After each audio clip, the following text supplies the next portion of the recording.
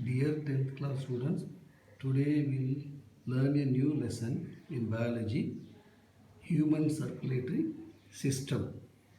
You are going to learn the first aspect of human circulatory system.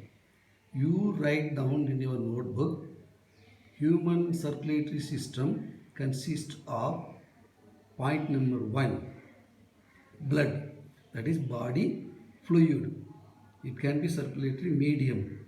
So first you understand blood is a body fluid that is meant for human circulatory system, because from the function of the blood at least you will remember how it is transport nutrients and translocate waste. So blood is a body fluid, it's a part of circulatory system, and that is why you are learning first blood. Then the second point is blood vessels. Blood vessels are arteries, veins and capillaries. Arteries are branches, veins also branches, but arteries carries oxygenated blood, vein carries deoxygenated blood. That is why you are studying two distinct circulatory system, and connected to arteries and veins is the capillaries, that is the smallest branches of blood vessels.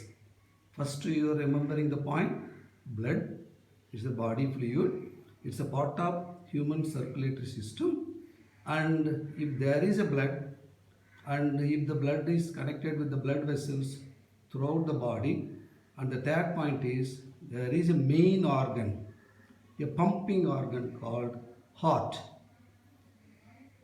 You will remember these 3 points: blood, body fluid, and the connected blood vessels such as arteries, vein and capillaries.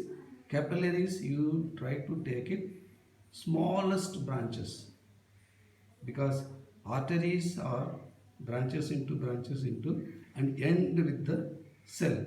From there the veins again forms. So it is like a network. Initially it may be difficulty for you to visualize, but still as you are progressing in this lesson, you will learn step by step. Today you are going to learn only the 3 things. The 3 parts of human circulatory system are: number 1, body fluid, blood, and number 2, blood vessels, and number 3, main organ, a pumping organ called heart. Okay, these 3 points keep it in the mind. I will move to the next book so that same point you will be noting down. It is there in your book, that is composition of blood. Okay, nothing, your same point I marked. Blood is a body fluid, it's a part of blood circulatory system or human circulatory system, and the composition of blood is 2 points you note down in your book. Okay, first one is RBC, second one is WBC, and third one is the liquid part, plasma.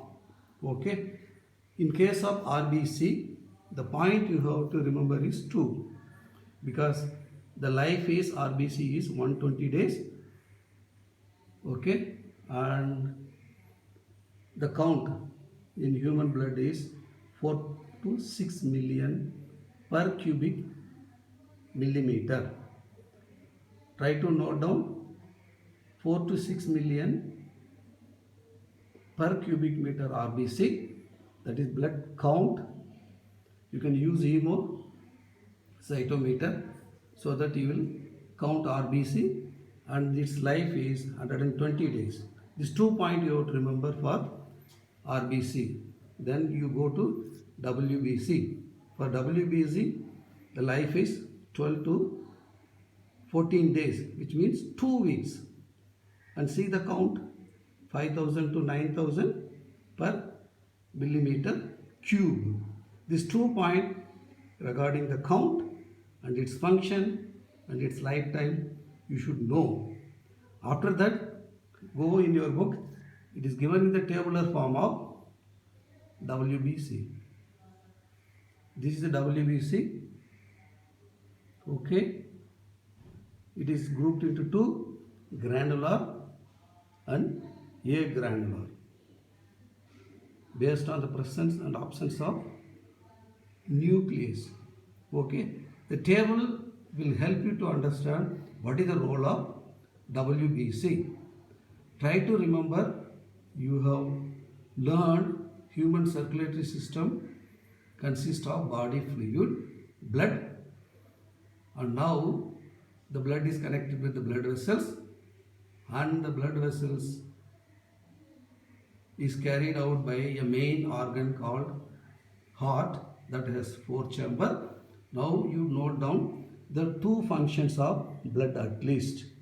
Here they have given 8. Okay, it is there in your book. There is nothing to worry, at least 2 points you have to remember it. Okay, so what you have learned today as a part of new lesson, human circulatory system is an example. In that, body fluid is blood, or it can be a medium. Then it is connected with the blood vessels. Vessels, use that word vessels. Vessels are nothing but arteries, veins and capillaries. Arteries and veins are small branches, and capillary is the smallest branch that touch individual cell. That is why you are going to learn the function of blood. Okay, regarding the composition of blood, what you have learned is RBC and WBC in the form of table. Okay, the table is also given in your book. Once again, use the pause command and note it down. So in the next live video, we will discuss it. The second part, that is how bloods are grouped. Thanks for watching. Bye.